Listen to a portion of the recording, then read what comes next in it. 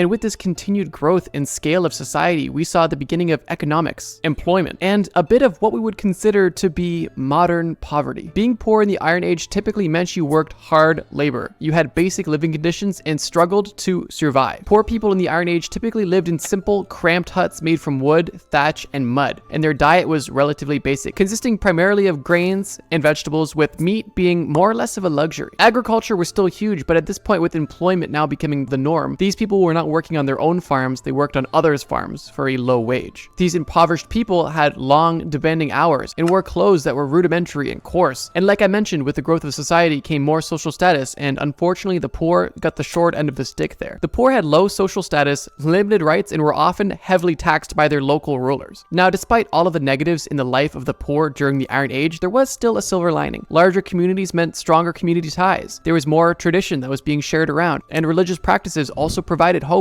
and support to those who lived these hard lives.